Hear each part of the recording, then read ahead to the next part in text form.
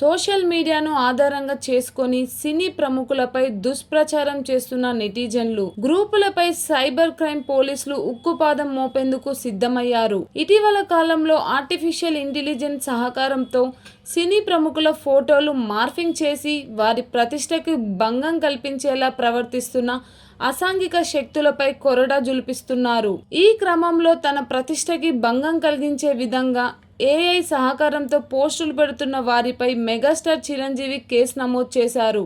ఈ నేపథ్యంలో cyber crime పోలీసులు రంగంలోకి దూకారు. ఈ కేసు వివరాల్లోకి వెళ్తే వెబ్ ప్రపంచంలో ప్రస్తుతం అందుబాటులోకి వచ్చిన ఆర్టిఫిషియల్ ఇంటెలిజెన్స్ వల్ల మంచితో పాటు చెడు కూడా ఎక్కువగానే కనిపిస్తుంది.